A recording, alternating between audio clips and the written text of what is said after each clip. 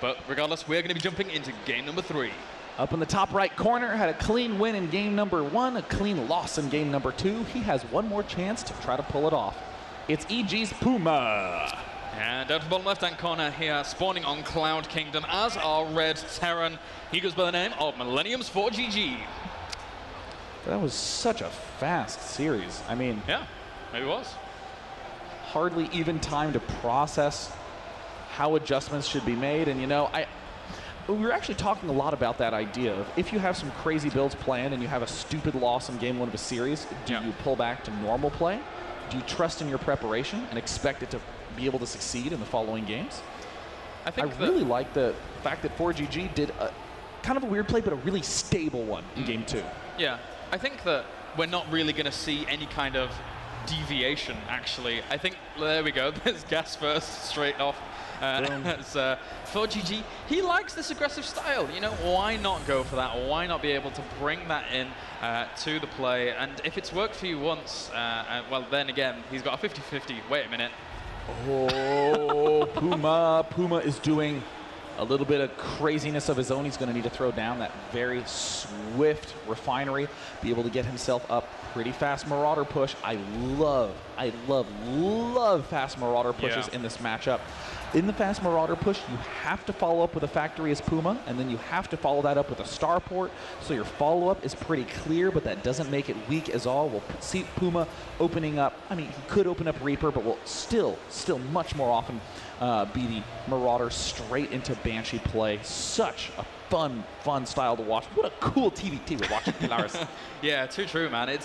And Marauder's just going up against the initial units that Terran has out. What does Terran go for? They go for, you know, 1 or 2 Marines. They go for, you know, potential Hellions in the case of ForGG, neither of which really has too good a time in low numbers against Marauders. Marauders big, bulky, they're dealing damage, you know, quite slowly against both units, but because they're so bulky, because they've got so much HP, they don't die too quickly to, you know, Marines nibbling away at their toes.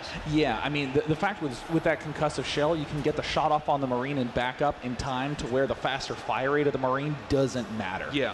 So early Marauder, no. Oh man, PuMa is just giggling to himself. He sees that. He would have loved to see that early tech lab. He does lose the SCV, but PuMa must wait for this concussive shell to be done. Otherwise, he sacrifices the edge that he gains from these. Yep. We're seeing the wall off from PuMa. No gas geyser quite yet, but again, following it up with Factory and then Banshee is going to be PuMa's play. Yep, and the third Marauder now queued up here to be able to continue with this Blue Flame Hellion. And Hellion the problem with this is, you know, with Blue Flame there, this is in essence wasting minerals right now because despite, even if it does end up finishing, it's still not doing damage, bonus damage to Marauders. Oh, nice spot. And there, it looks like he sees it. He immediately turns around to run. Will he respond by building tanks? He is. He builds the tanks, he cancels. Marines in production right now, and look at this. PuMa calmly takes shots at the bunker. He's going to make sure that he can't get surrounded, and this is exactly what PuMa needs to avoid. We see the Hellion now stepping into action, and one of those Marauders gets surrounded very easily. Yeah, meanwhile, the 2 Marauders trying to micro back as much as they can do, trying to focus down some of those harder hitting units there as opposed to the SCVs as they try to wiggle their way around them. One more gets picked off here. That bunker does not finish up and will be forced to cancel. So ForGG, despite the position he was in, not too bad a defense at all. Wow, ForGG, I mean, God, those Marauders were just a little bit too far to the right. He needed to avoid that. And look at this, going right back into the Blue Flame business. Yeah. I mean, again, you know your opponent must be following up with some sort of factory play. He can't be focusing on barracks play because, well, if you're going to go barracks and then lift it off and float it away to the opposite corner of the map, that's a pretty weak way to go barracks. There's the factory going down. Most commonly, you'll see the Banshee follow up. So what do you do as ForGG? You just expand, build your delayed starport in the exact way that we saw in the last game. And, I mean, I honestly think that ForGG is in magnificent condition to take a clean win. Yeah, he could be indeed. And, I mean, if he goes for, you know, if he actually, does he know that this wall is up just yet for PuMa? No, he does not. So he won't be able to just, you know, dart in there like he did in game number 2. So he may, you know, want to mix in a medevac with that if he wants to really get aggressive with this Blue Flame style. But again, as you said, getting that command center up, he can just macro up to his heart's content here. And there's not a whole lot of aggression PuMa can put on after seeing that there is a starport on the way with this burning barracks, and he's going to land it. Yeah, I mean, most generally, in PuMa's shoes, you're kind of going, ugh, you have to do this. You absolutely must. In PuMa's shoes, it might be wise to build another command center and just say, well, you know what, I'm behind, may as well follow up with it. Yep. And look at this, PuMa actually, did he get scanned here? I'm curious why, what was all the cancel hubbub about? Oh, and he's going for Blue Flame as well here. So Hellion production beginning, along with that Viking, just in case his opponent is going for some kind of Banshee play. But as you rightly pointed out earlier, ForGG, you knew that the follow-up to that kind of play was Banshee play. ForGG undoubtedly knew that that was the kind of follow-up, so getting that Viking out very, very quickly and rapidly here. I think that's a good assumption that ForGG knows a little bit better of TBT than I do. Maybe, maybe. I'm sure he's reading a lot more into what his opponent can be up to, because last game we saw that these Hellions were getting ready to be quite a bit more active, but ForGG still patiently playing back, still not really risking that much in mid-map. For now, we have plenty of SCVs on the way. The Raven coming down once again. And as you rightly called, third command center, day 9, you are some kind of oracle. It's almost as though I do this for a living. It is. I'm so impressed. Anyway, now, what else do we have going on? Extra bunk Marines on the way from barracks here at the back. And actually, his initial barracks died off. So, ooh, a second factory. Hello. Maybe some mech play transition. Good old Mechalicious coming out of PuMa. Don't dislike this play at all. There's sort of the assumption on PuMa's part, I must have a gas lead because I went gas first. PuMa, fortunately, does have a little bit of a resource lead at this point in time. He has a few more workers, just a little bit more. But I'm still worried for this expansion attempt from PuMa. Fortunately, he's going to see these Blue Flame Hellions moving in. He better lift. He better frickin' lift. He better lift that up. He just salvaged the bunker. Oh, that was way too close. I almost had a panic attack. As for now, PuMa does actually have those Hellions on the field. We need to keep those safe, though. 3 Hellions against 7 Hellions, never the best of engagements there if PuMa was to end up engaging there. And for now, just so many Hellions going to be in production here for PuMa. ForGG now backing up and just doing his Viking Raven, still adding on Vikings. I think that's the essential play for ForGG in this circumstance. I mean, in ForGG's shoes, you feel like you have the advantage. Most importantly, you have the advantage on the map. You can move your Hellions farther forward, which means you can siege your tanks up farther forward to your opponents. Yeah. The only way to exploit that edge is to have the lead in Vikings then, so that way you can continue to outrange your opponent's tanks, even if they have more. I am so impressed that we're going to see mech versus mech. If this game goes long, then ForGG is going to be playing one of the first macro games that I have seen him play for quite a while, actually. Ooh. Could have been very dicey. Just 2 more Hellions would have been enough to break the front. And for now, PuMa just establishing himself at his natural income tab right now. Just show not really too much of a disparity. The mule timings were just a little bit off there between both of the players. 39 workers to 39 workers, almost identical, heading up to that 42 now. And with the weapons upgrades already starting here for PuMa on that 1 armory, if this gets a little bit, if this gets out of hand for PuMa in terms of these upgrades, it can get a bit dicey for ForGG, but he has taken that supply advantage for now. Because hindsight's really a fun thing to rely on. Yeah. Oh, nice engagement here for PuMa, actually getting the chance to pick off some of these Hellions. Doesn't want to risk going up the ramp and lining himself up. Yeah. But in hindsight, I like this decision from PuMa to go for this mech after he saw that his opponent was also going for this Hellion-based play, because there's really no way to break down a pretty simple wall off if there's anything significant on the other side. PuMa clearly had the time, but right now, the biggest issue is the food. ForGG is leading by a long shot. PuMa has been spotted down in the southern position here with the Hellions, and there's so many Hellions there for ForGG. He's going to be able to get a very nice few volleys off here against some of those Hellions, killing off around 3 or 4 of them there. And now, I mean, right now it's 19 Hellions to 8, but Siege Tech has finished up for PuMa, and he's adding on those Thors. So he's got a nice bulky defense here, but he can't really move out and control any of the map whilst ForGG has this presence. I mean, even at times like this, you can do weird things where you construct buildings like barracks and places to re-wall off. ForGG, though, has complete and total map control. This is why ForGG was flooding with these Hellions. As he's rebolstering with these tanks, he can move as far forward on the map as he wants. PuMa has to stay holed up back by his own base. Yep, and for now, this third base is almost going to certainly have to lift off here and fly back to the safety of the main, as those siege tanks are going to establish themselves really, really nice position in this location. And it's even under fire here. He needs to lift up, and needs to, whoa, the Vikings! The Vikings are going to show up. Oh, he's going to lose his third command center for absolutely nothing. Oh, dear me, that is brutal there for PuMa right now, as the siege tanks get a nice position, but there's a few siege tanks from PuMa actually pushing up here. Hellion's going to try and poke forwards to try and soak for a little bit of damage, whilst maybe he tries to re-establish himself a little bit of position to fire down on this location. But look how much control ForGG now has over this location, and from here he might be able to secure his own third.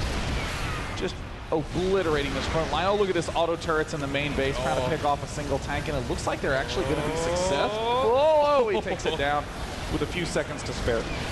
PuMa can't really afford to build any Vikings at all. Is going to have to rely on Thors to be able to repel these Vikings. And again, the only way to get an advantage over a tank versus tank battle is by having these Vikings. Yeah, it was hilarious, man. He just lifted that up, and see you later factory, and it might be see you later starport. By the same token, he will. He's repairing. Yeah, he saves it. Sorry, I don't know why that tickled me so bad. Just, I'll lift it up, I'll save it. Yeah. Well, that's okay. So for now, he will move forward here. He has the map. Oh, he's just going to push straight forward. He has so many Hellions to soak up, so a lot of damage here. And even the Vikings ripping apart the tanks and Thors in that location, taking a lot of damage from the high ground, but he sieges up to be able to demolish those tanks as well. The most aggressive mech we're seeing out of ForGG. He's almost playing it like it's Marine Marauder, just blasting down the front doors. I mean, if anyone was going to play mech like this, it is ForGG. He is such an aggressive little tenacious Terran, and he is going to start moving up closer and closer to this second.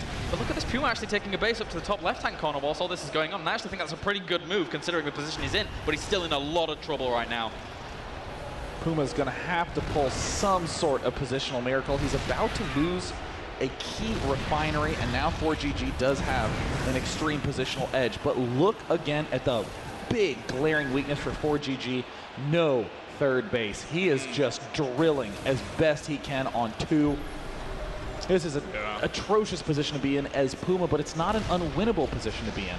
Only now just starting that third base a little bit later than we would have expected here, as ForGG just establishing himself a great, great location, slowly inching his way forwards as he still always has that air dominant advantage. He does drop the scan there to be able to poke away at the tanks, but there's so many tanks here for ForGG that it's going to be hard for PuMa to really break this anytime soon. PuMa looks like he's going to try to scoot his way forward. Oh, wonderful move. Here comes the scan from PuMa. Where's the scan from PuMa? There, he finally manages to get the shot off and pick off one of those single tanks. PuMa's still trying to make sure he keeps his Thor alive, but here is the one saving grace. PuMa actually has more expansions than ForGG.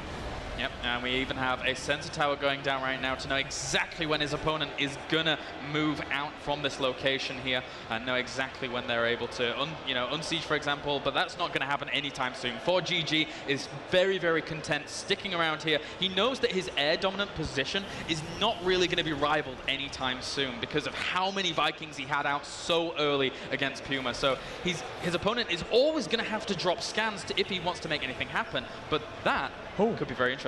Oh, this is a very nice little play by PuMa. He's actually exploiting the fact that everything's at the front line, trying to do some sort of blue flame Hellion and move around attacks. He's just to make sure not to guide ForGG over to his own expansion. That wouldn't be the best idea, as for now, though. I mean, how many Hellions do we actually have out? We still have, 21 to 21, so not really too much of an advantage of that in terms of soaking up damage. But again, these Hellions at the front gonna die off to these siege tanks. And ForGG, he's not going to give up this position for a long, long, long time. Oh, PuMa still not giving up. There's the Blue Flame Hellion drop down at the bottom side. ForGG is about to mine out in his main base. He actually just transferred all those workers. Oh my God. Oh my God. The worst possible timing for ForGG. An incredible win right there for PuMa. Oh my God, if PuMa pulls this win off, it will all be credit to those little pack of Hellions that just ripped down all those workers. It is now 31 workers for ForGG on the map. Too true. That was a very, very nice victory indeed. PuMa going to be able to even save 2 of those Hellions right now. And ForGG coming back to the front lines here with the entirety of his Vikings. But how does PuMa get out of the situation that he finds himself in? I suppose, again, that third base up to the top left-hand corner, if he's able to get the saturation there that he needs, then that could be a very, very nice way of doing so. And actually a really nice tank positioning here to be able to shell away at some of these siege tanks on the low ground. So he's slowly whittling down ForGG at this location, but again, it's still really difficult to break. It's quite funny because this is, again, what we were talking about beforehand, that ForGG has these extremely long mid games. I mean, right now, 1-0 is the highest upgrade for either player. Just tons of tanks, very careful low base versus low base play. ForGG just trying to pick off buildings, find any little edge he can. And again, the starport, oh my god, did PuMa actually get the air lead? No, 18 Vikings out right now for ForGG. Unless he takes some volleys from those Thors, he might end up eking out that air lead in just a little bit here. But again, he would have to take quite a few volleys. But nice little poke in there from ForGG, able to snipe out one of those Vikings. And meanwhile, he's just SCVing up his third location as well. He's still behind on the SCV count though, 41 right now to the 57. PuMa not letting up too much in that production of SCVs until just now, just producing at that third location. And not at the other 2 to be able to transfer over eventually if he's able to bust this. But look, here he goes PuMa. Oh, PuMa now stepping forward. Oh no, incredible blunder from PuMa trying to step into this tremendous line of tanks. I don't know what PuMa scanned to make him think that he could get away with that. But now it looks like PuMa is going for the only edge he has been trying desperately for all game long, the air edge, trying to get a lead in Vikings, but ForGG, I think, just got the break that he so desperately needed. Right now it is 16 tanks to no tanks, which is a bit of a bad position for PuMa to be in. How many Vikings do we have out right now as well? 10 to the 8. They're not all fully here in the front location for ForGG just yet, though. So he's going to maybe lose 1 or 2 more than he should do in this engagement. But we actually have the cloak with Banshees on the way for PuMa. And I really like that decision to be able to maybe snipe out 1 or 2 of these tanks, even force scans eventually, if that does come along, if he's able to re-establish air dominance at the front. And now with all those Hellions cleaned up about the map, ForGG starting to realize he doesn't need to leave all those units back home for defense. He can bring everything to the front line in this small series of air exchanges. We're seeing PuMa about to lose all his workers at his front. Huge shots going down. ForGG has now killed 47 workers. All the tanks literally just walking their way up, and ForGG, after an absolutely insane back and forth game, is finally breaking the natural of PuMa.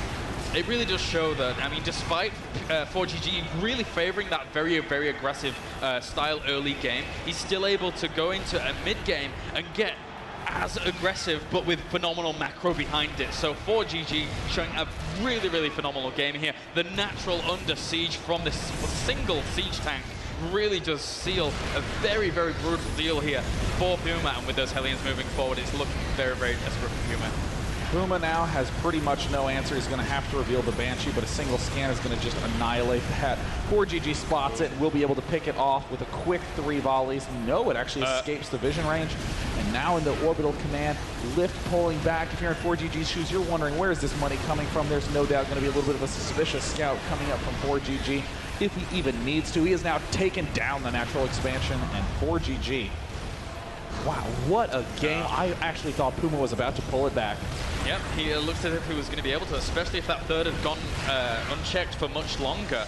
Would have been able to establish himself some nice economy with that, again, as you rightly pointed out, very, very important Hellion poke in with that drop. But again, the unit counts here, 15 siege tanks to 5, 10 Vikings to 0. So massive, massive advantages for ForGG here. He's going to shell up this infrastructure, and as such, no more production going to be going down for PuMa anytime soon. Wow, 62 workers killed off by ForGG in that exchange, and there's again the lift retreat for the factory, but with too many Vikings there, ForGG is in total control. The only gas ForGG devoted to any late game hints is the upgrade to get to 1-0, and GG. ForGG has brought the series 2-0 to 2-1. Yeah. And he is now 2-0 in the groups. ForGG looking pretty good in that last game, gotta say. Really nice decision making. I really do love the incorporation of that macro mech style going into the mid game there by ForGG. And hey, he deserves the win in that series. He really does. I mean, PuMa and ForGG were both 1-0 in their group. Yeah. Before that match, ForGG just winning that game by inches. Yeah. I mean, it's actually kind of amazing the way that ForGG was up against the double marauder play, held it off comfortably, then followed it up by a really, really, really clean, contained ForGG. It was looking great, and PuMa just snuck in that expansion. Everything was looking fine and dandy. But gosh, it was that move-out attempt by PuMa that helped, or that caused him to lose those chances. It really was. It really was. So, ladies and gentlemen, PuMa wearing his headset in a very interesting fashion here, as we shall send it over to Artosis and Tasteless, who have a few words to say to us.